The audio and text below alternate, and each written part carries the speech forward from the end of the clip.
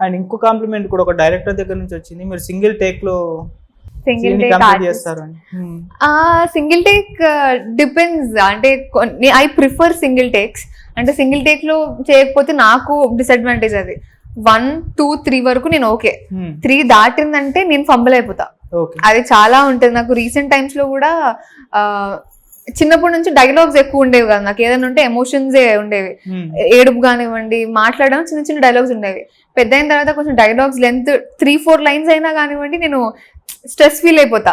అరే ఓకే నేర్చుకుంటాను, సిచ్యువేషన్ అర్థం చేసుకుంటాను. ఆన్ సెట్స్ వెళ్ళిన తర్వాత ఫస్ట్ టేక్ డైలాగ్ బాగా పర్ఫెక్ట్ వస్తుంది, టెక్నికల్లీ ఇష్యూస్ ఉంటాయి. సెకండ్ టేక్ ఓకే బాగుంటది. థర్డ్ టేక్ నుంచి నేను ఫంబుల్ అయిపోతా, లైన్స్ మర్చిపోతా, ఇవన్నీ అయిపోతుంటాయి. సో అదంతా అవడం వల్ల మళ్ళీ మనకి డిలే. అవర్స్ అనేది చాలా ఇంపార్టెంట్. మనకి ఇంత షెడ్యూల్ ఉంటుంది, మార్నింగ్ 6 నుంచి ఈవినింగ్ 6 దాకా. అంటే ఎక్కడ డిలే అవ్వకూడదు. ఇంకా అంతే 3 టేక్స్ దాటిన తర్వాత అయిపోయింది అంటే కథం. నా సైడ్ నుంచి ఇంకా ఫాల్ట్స్ వస్తుంటాయి. సో అందుకే మోస్ట్లీ అందరికి చెప్తూ ఉంటా, ప్లీజ్ మనం ఫస్ట్ 2 టేక్స్ లో కంప్లీట్ చేద్దాము అని. కానీ one of my close directors told me that నువ్వు 1-2 టేక్స్ లోనే చేయాలి అనేది పెట్టుకొని తర్వాత ఫంబుల్ అవుతే అది చాలా కష్టం నీకు ఫ్యూచర్ లో. బికాస్ చాలా టెక్నికల్ వైజ్ చాలా టేక్స్ చేయాల్సి వస్తుంది. కొన్ని అయితే 10 టేక్స్ కూడా వెళ్తాయి. So you have to be prepared అది ఇది అని. అప్పటి నుంచి ఇంకొంచెం ప్రాక్టీస్ చేయడం స్టార్ట్ చేస్తా, డైలాగ్స్ ఎలా నేర్చుకోవాలి, ఎలా చెప్పాలి అనేది. ఓకే. ఈ తికమ కథ అండ్ షూటింగ్ టైంలో ఎవరు ఎక్కువ టేక్స్ తీసుకునేవారు? ఎక్కువ టేక్స్ మావి చాలా సింపుల్ గా జరిగేది. అంటే ఇఫ్ స్టోరీ అంతా కూడా చాలా సింపుల్ గా న్యాచురల్ గా ఉండేది కాబట్టి డైలాగ్స్ విధంగా ఎవరు అంత కష్టపడలేదు. I think technical wise and lighting wise కొంచెం ఎక్కువ టేక్స్ అయ్యాయి కానీ పర్సన్ వైజ్ ఎవరు అవ్వలేదు. అండ్ ఐ థింక్ నా కో యాక్టర్ ఒక్క సీన్ లో కొంచెం ఆయన లైక్ 4 to 5 టేక్స్ వెళ్ళాయి. తను హీజ్ అ ఫ్రెషర్, కానీ ఆ ఒక్క సీన్ లో కొంచెం టెన్షన్ వచ్చో ఫర్ సమ్ రీజన్స్ 5 టేక్స్ అలా అయ్యాయి అంతే. ఓకే. రాజన్న టైంలో అప్పుడు మీరు చైల్డ్ ఆర్టిస్ట్ కదా, ఆ టైంలో టేక్స్ తొందరలో అయిపోయాయి? తొందరగానే అయిపోయాయి. నాకు చెప్పినంత వరకు అయితే తొందరగానే అయిపోయాయని చెప్పారు. ఏది కూడా more than 2 or 3 వెళ్ళలేదు. ఓకే. సో అప్పుడే మన లెజెండరీ రైటర్ విజయేంద్ర ప్రసాద్ గారితో మీరు వర్క్ చేశారు కదా, ఎలా అనిపించింది ఆ ఎక్స్పీరియన్స్? విజేంద్ర ప్రసాద్ గారు ఐ థింక్ అంటే ఒక అమ్మాయి మీద స్టోరీ రాయడం అనేది, అంటే మల్లమ్మ అనే ఒక క్యారెక్టర్ మీద కంప్లీట్ 2 hours కూడా గుర్తులేదు నాకు, 2 కంటే ఎక్కువే ఉంటుంటది రాజన్న.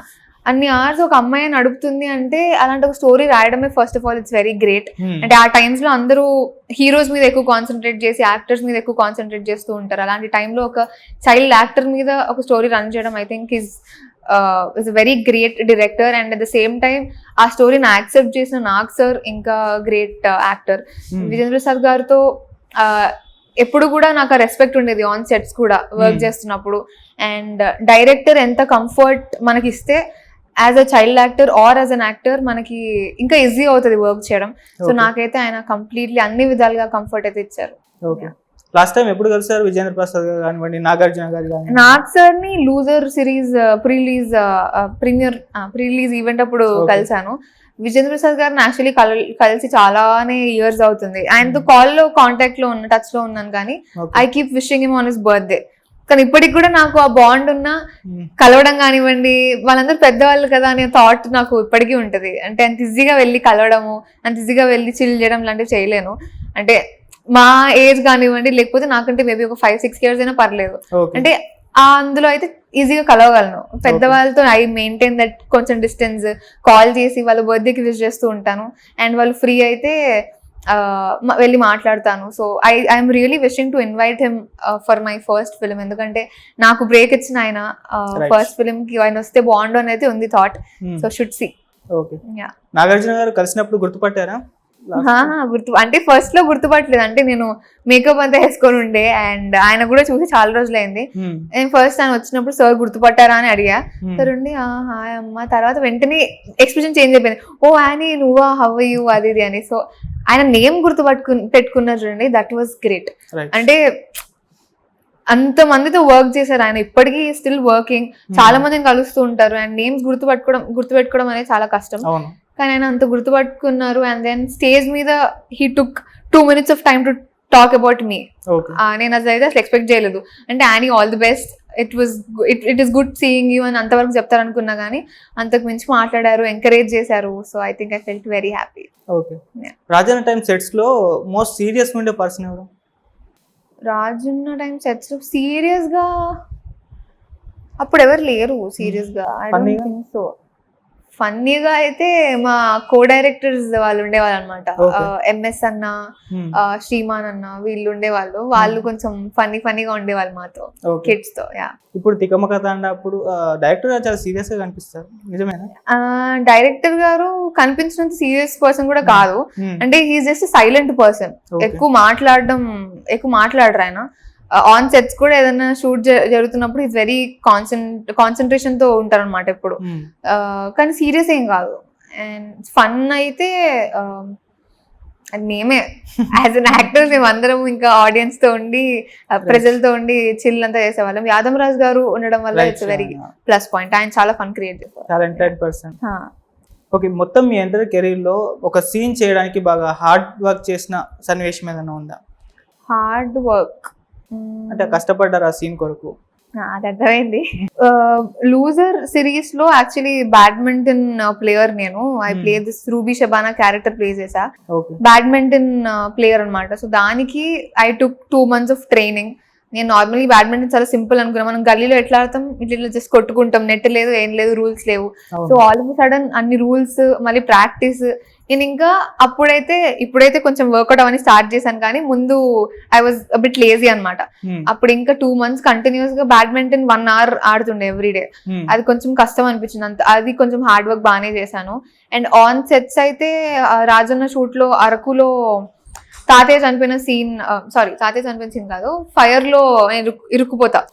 సో ఆ సీన్ కొంచెం చాలా టఫ్ అనిపించింది. అది బయటకు వచ్చేసిన వెంటనే బ్యాక్ సైడ్ అంతా తోలు లేచిపోయి అసలు అర్థం కాలేదు. అంటే వెదర్ కంప్లీట్లీ కూల్ ఉండే బయట, లోపల మొత్తం ఫైర్ వల్ల కొంచెం మిస్ఫైర్ అయింది మొత్తం. అదొకటి హార్డ్ అనిపించింది. ఓకే. సో యాక్టింగ్ కాకుండా ఇంకేమన్నా హాబీస్ ఉన్నాయా? యాక్టింగ్ కాకుండా హాబీస్ అయితే నాకు డాన్స్ చాలా ఇష్టం. ఈ మధ్య సింగింగ్ కూడా నచ్చుతుంది. అంటే ఊరికి పాడుతూ ఉంటా. పాట వచ్చిన పాట రాకపోయినా ఐ కాంట్ బి సైలెంట్, అదొకటి ఉంటది అనమాట. అది కాకుండా బుక్ రీడింగ్ అలవాటైంది. So these are my hobbies. Films చూస్తుంటా, ఖాళీగా ఉన్నప్పుడు ఏదో ఒక ఫిల్మ్ సిరీస్ చూస్తుంటా.